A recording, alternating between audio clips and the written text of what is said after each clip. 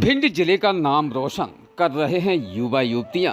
विशेष आपको इस विषय पर भी अवगत करा दें कि अब हमारे युवा भी निरंतर भिंड जिले का नाम रोशन कर रहे हैं, जिसमें शिक्षा का स्तर इतना अधिक प्रभावित होने के बावजूद भी उनके शिक्षा स्तर से अब वो कई पोस्टों तक पहुंच रहे हैं। कठिन परिश्रम और दृढ़ इच्छा शक्ति ही सफलता का मेन मुख्य रहस्य होता है। ये बात दीपांशु शुक्ला के माध्यम से कही गई है। समाज सेवी धीरज शुक्ला के पुत्र दीपांशु का चयन आईईएस में हुआ है। यूपीएससी चयन परीक्षा 2023 में आईईएस के लिए बीरनगर में निवासरत दीपांशु शुक्ला का चयन हुआ है। दीपांशु ने यह परीक्षा इलेक्ट्रिक स्ट्रीम से क्रैक की है। दीपांशु एक साधारण परिवार के सदस्य होकर एनआईटी भोपाल से बीटेक करने के उपरांत घर से ही परीक्षा की तैयारी कर रहे थे। दीपांशु ने बताया कि वे कठिन परिश्रम और धर्म इच्छा शक्ति को सफलता का सूत्र मानते हैं। उन्होंने अपने माता पिता और गुरुजनों को इस सफलता का मुख्य प्रेरणा स्रोत बताया है। दीपांशु समाजसेवी शिक्षक भारत विकास परिषद की नगर समन्वयक धीरज शुक्ला के सुपुत्र हैं।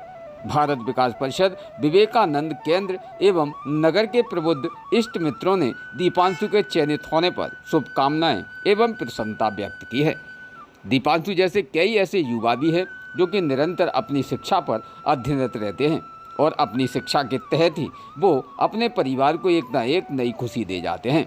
साथ ही हमें उन युवाओं को भी ये खास तौर पर दीपांशु की ये बात से प्रेरणा मिल रही है कि जो युवा अक्सर अपने माता पिता का सपना पूरा करना चाहते हैं और उनका जो लक्ष्य है कि सारी शिक्षा के स्तर पे बढ़ावा पाते ही शिक्षा का नाम ऊंचा स्तर तक ले जाएंगे। तो इसमें ऐसे शहर के युवाओं को भी दीपांशु के माध्यम से जिस प्रकार से एक सफलता जो आईएएस परीक्षा की आई है, निश्चित तौर पर उनके भी खाते में अन्य परीक्षाएं जो वो दे रहे हैं वो भी आ सकती हैं। तो शिक्षा का अध्ययन निश्चित तौर पर करते रहें। इस विषय पर खास चर्चा भी हुई है। क्या कहा है दीपांशु ने, जानते इस खास रिपोर्ट में। बेंच का ब्यूरो रिपोर्ट, इमरान अली खान। और मैं एक्सपेक्ट कर रहा था कि शायद मैं इस बार 10th में 60 या 70% लेके आऊँगा, पर गॉड ग्रेस भगवान की कृपा से मेरे 86% आए थे। तो वो कुछ ज़्यादा मतलब ऐसा नहीं बहुत एक्स्ट्रा ऑर्डिनरी मार्क्स थे, पर मेरे लिए काफ़ी थे। मेरे पेरेंट्स को कन्विंस करने के लिए काफ़ी थे कि हाँ मुझे पोटेंशियल है, मैं कुछ कर सकता हूँ आगे। नॉट इन टर्म्स ऑफ कि कुछ बहुत बड़ा कर सकता हूँ, सिर्फ कुछ कर सकता हूँ। तो इस वजह से मुझे ये भी नहीं पता था कि 10th में कि आईआईटी क्या होता है, नीट क्या होता है।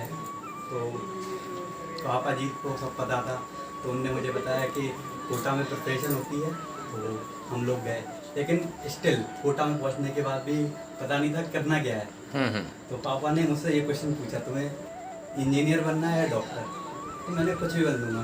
मैं तो दोनों में कंफर्टेबल हूँ, क्योंकि बायस था ही नहीं, क्योंकि मैं बस मुझे कॉन्फिडेंस था कि हाँ मैं कुछ तो कर लूँगा। तो पापा ने बोला अच्छा ठीक है इंजीनियरिंग करते हैं आईआईटी, क्योंकि इस टाइम पे शायद थोड़ा वो डिफ्लेट हो गया है आईआईटी का क्रेज। पर उस टाइम जब मैंने प्रिपरेशन स्टार्ट की थी 2014-15 में, उस टाइम आईआईटी की प्रिपरेशन पीक पे होती थी, मतलब रिगरस कंपटीशन। जो आज हम सिविल सर्विसेज में देखते हैं कि everyone stock out, civil services ने ये कर दिया वो कर दिया, वो आज से 7-8 साल पहले आईआईटी के लिए लोग बात करते थे। तो मैंने अटैम्प्ट दिया, मेरा जेईई मेंस अच्छा स्कोर आया। एडवांस में भी मैंने क्लियर किया, मेरी 9000 रैंक थी, लेकिन वो कन्विंसिंग नहीं थी कि मुझे कोई अच्छी ब्रांच मिल सकती है कोई आईआईटी में। तो फिर मैंने डिसाइड किया कि मैं अपनी पसंदीदा ब्रांच के साथ जाना चाहूँगा। सो मैंने एनआईटी भोपाल से ग्रेजुएट किया। उसके बाद मुझे 1-2 ऑफर भी आए। जब मैं कोविड के टाइम पे वैसे भी मार्केट थोड़ा डाउन चल रहा था, तो अच्छी कंपनी नहीं आ रही थी कॉलेज में। तो 1-2 कंपनी से ऑफर आया, लेकिन उतना अट्रैक्टिव नहीं था, काफ़ी लिबरेटिव सा था। तो मैंने लेट गो किया। इसमें पापा जी का बहुत बड़ा योगदान है। उन्होंने मुझसे बोला कि कोई दिक्कत नहीं है, तुम कर लोगे। तो फिर मैंने अपनी गेट की प्रिपरेशन चालू की। और मेरा शायद उस टाइम भी कुछ एक्सीडेंट हो गया था, शायद कुछ तो हो गया था, तो मेरा गेट का एग्जाम काफ़ी ख़राब हो गया था in the middle of exam. तो पर फिर भी मैंने हाँ शायद स्टोन प्रॉब्लम हो गई थी मुझे in the middle of problem exam के। मतलब मैं 1 घंटे इनटू द एग्ज़ाम था और उसके बाद मुझे अचानक से पेन स्टार्ट हो गया था। तो मैं मैं 20 से एग्ज़ाम छोड़कर आ गया था, पर स्टिल मैंने डिसेंट परफॉर्म किया था उस एग्ज़ाम में। मुझे 1.5 घंटे मिले थे 3 घंटे के बजाय। फिर मैंने फिर से प्रिपरेशन की, वो मेरा अच्छा स्कोर आया। उसके बेसिस पे मुझे काफ़ी PSU से कॉल आए, NTPC से आया और DVC से आया, 3-4 PSU से और आए, और बार्क से आया, भाभा एटॉमिक रिसर्च सेंटर से आया। तो फिर साथ में इंजीनियरिंग सर्विस की प्रिपरेशन भी चालू कर दी थी मैंने। तो फिर मैंने पापा के कहने से मैंने NTPC ज्वाइन किया, पर मेरा टारगेट था कि मुझे कोई सेंट्रल सर्विस में जाना है, कोई अच्छे डिपार्टमेंट में जॉब करनी है, क्योंकि वो होता है ना जब आप वो एनवायरनमेंट में। रोज़ ताज़ा खबरें देखने के लिए हमारा चैनल DVC 24 न्यूज़ को सब्सक्राइब करें, साथ ही बेल आइकन भी दबाएं।